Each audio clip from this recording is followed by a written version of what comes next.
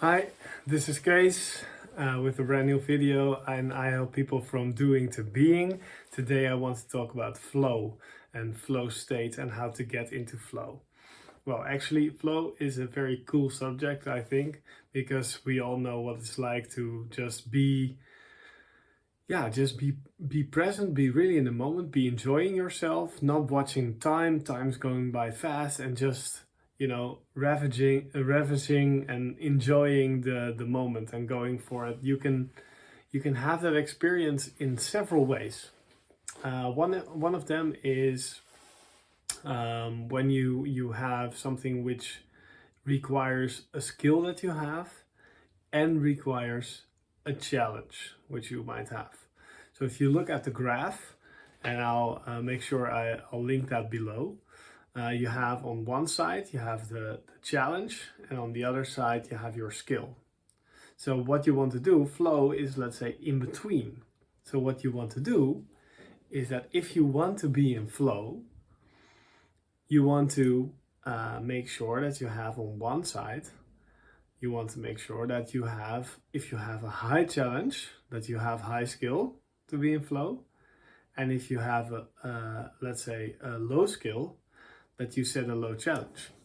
So when you start something new and do something new, what you want to do to get into flow and to make sure that you like it and have fun doing it, what you want to do is you want to set yourself a very low challenge or a very low standard. And that's what we oftentimes forget. When we start something out, we forget that we need to set ourselves a very simple, very low goal and low standard.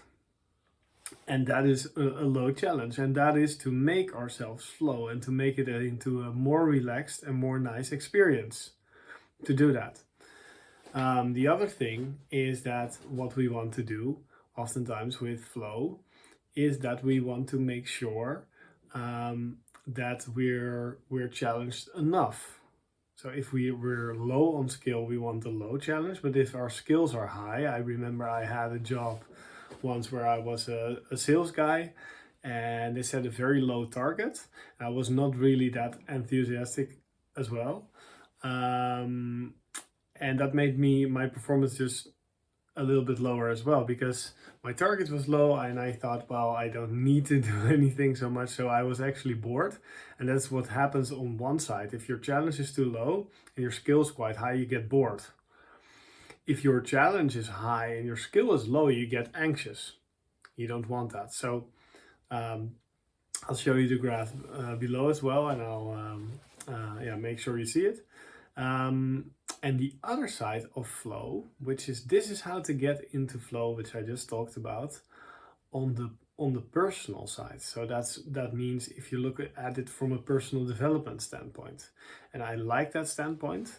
But if you move a little bit more up to, let's say, the non-dual standpoint or non-duality or more freedom standpoint, you see that what actually happens is what's keeping you out of flow is your thoughts of doubting yourself, your thoughts about doubting your skills, your thoughts about the challenge as well, because both perception of challenge and skill is an idea in your own head. If you let go of that idea, let go of your idea of your skill and your possibilities, and let go of the idea of your challenge as well, or your challenges, then you're free to flow. And this is part of what I teach on this channel with non-duality and with everything we do, is that you can make flow into your whole lifestyle. Everything, even doing your taxes, can be done in flow.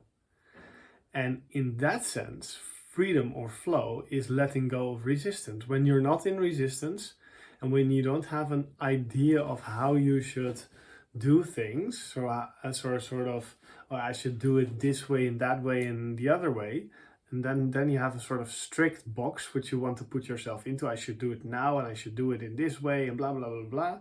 If you lose that strict box and you say, okay, well, today if I'm doing my taxes or not, I'll see. Right? And this is a sort of open mindset. And if you bring more open mindset to your experience and to your days, what happens is you'll flow more, and because of that flow you'll get more done. So there are two ways of getting in flow, and one is just like I said, making sure that you watch the skill and the challenge combination, and the other way is the non-duality way, where you lose resistance and not try to make yourself flow or make yourself do anything. Just be, just relax. And in that way, you'll lose some of your concepts about how good you are, or how you should do it, or what day you should do it, what way you should do it. And by losing that resistance and that idea of putting yourself in a box, you're much freer to get things done. And what happens is you're way more productive and you get into flow state often. And yeah, it's just a very nice experience. So that's also a part of why I teach what I teach, because I had my flow state after my spiritual awakening, and this is something which has came back for me again and again and again. While losing resistance, I can just be very flowy and in the flow state all the time. And that's very nice, and that's why I teach the part of letting go of resistance and free flowing in non-duality. And that's one way to look at it. Of course, non-duality, there are many other ways. You could say Advaita Vedanta or Dzogchen or meditation or mindfulness. To me, they're basically, in a basic sense, the same. And how they're taught is a little bit different, but the same idea is there, that there's just one reality. There's just energy or just love, however you like to look at it. And that we just need to allow it and just allow ourselves to be. And in that way, we are totally free and we can flow anyway or anywhere life is wanting us to flow. Or we could say anywhere our higher self wants us to flow, or anything where the least resistance is already present. We go automatically to the place that is best suited for us. So with that said, enjoy flowing, and I'm still evolving, and let's evolve together. Have a nice night. Bye.